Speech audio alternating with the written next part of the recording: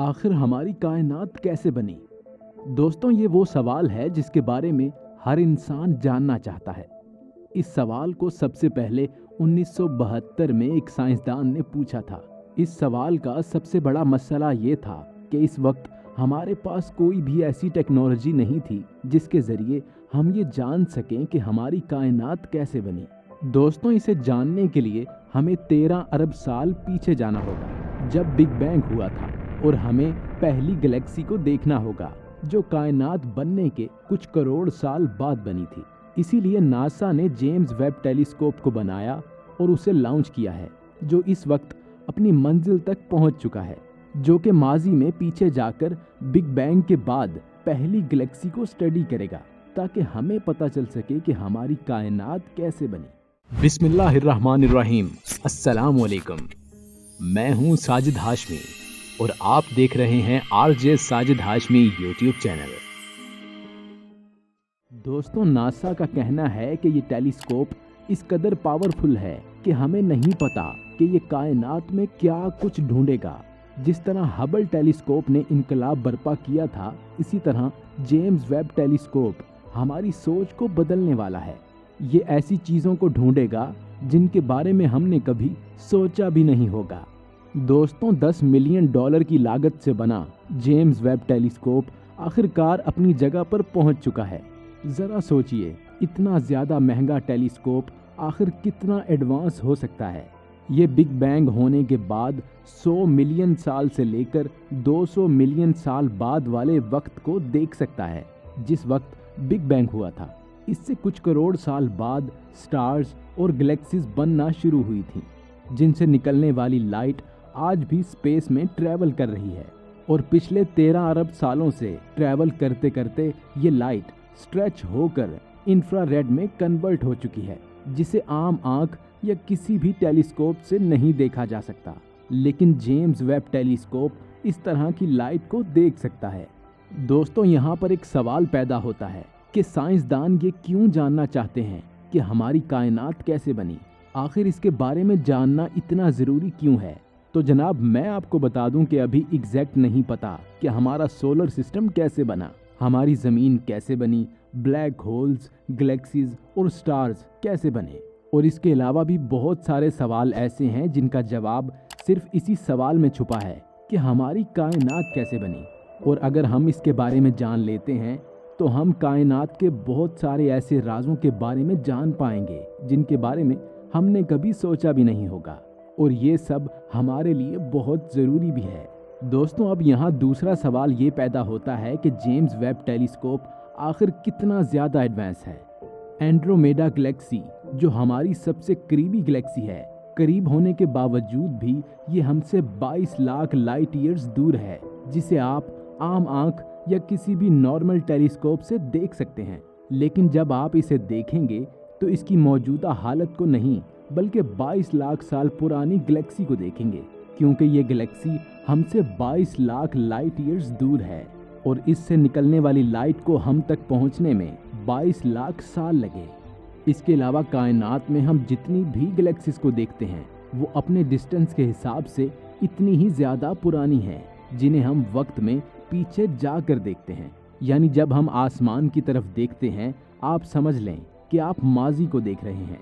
दोस्तों, आज तक हमने सबसे दूरी पर मौजूद जिस गैलेक्सी को ढूंढा है, इसका नाम GN-Z11 है, जिसे हबल टेलीस्कोप ने ढूंढा था। ये बात आप जान लें कि ये गैलेक्सी रेड डॉर्फ से ज़्यादा कुछ नहीं है, क्योंकि ये गैलेक्सी 13.4 अरब साल पुरानी है। यानी ये गैलेक्सी बिग बैंग के 40 करोड़ साल बाद बनी थी, जिसे हबल टेलीस्कोप ने ढूंढा था, जो हमारे लिए बहुत बड़ी डिस्कवरी थी। इस डिस्कवरी का इस्तेमाल करते हुए साइंसदानों ने हबल टेलीस्कोप के जरिए सितारों को लाइव बनते हुए देखा।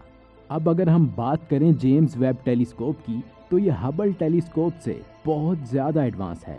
इस बात को हम ऐसे समझ सकते हैं कि हबल टेलीस्कोप सिर्फ ऑप्टिकल और अल्ट्रा वायलेट वेव लेंथ को ही स्टडी कर पाता है, लेकिन James Webb telescope infrared waves को स्टडी करता है।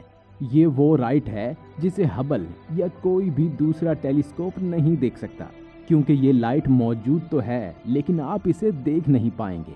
इसे सिर्फ और सिर्फ जेम्स वेब टेलीस्कोप से ही देखा जा सकता है।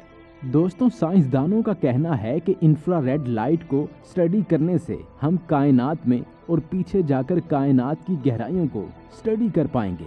मिसाल के तौर पर कायनात के फौरन बाद बनने वाली गैलेक्सी भी इंफ्रारेड हो चुकी है।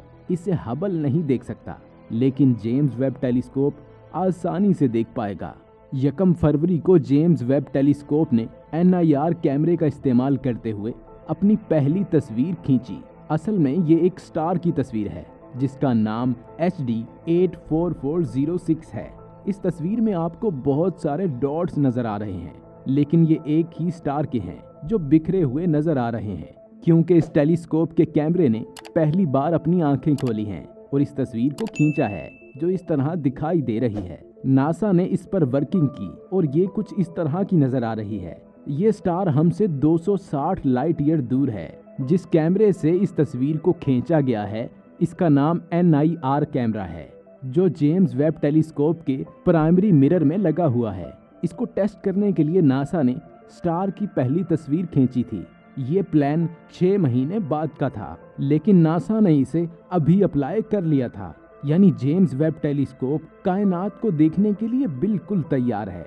इसमें 6.5 मीटर का एक बहुत बड़ा मिरर लगाया गया है, जो कि हबल टेलीस्कोप के शीशे से 3 गुना बड़ा है।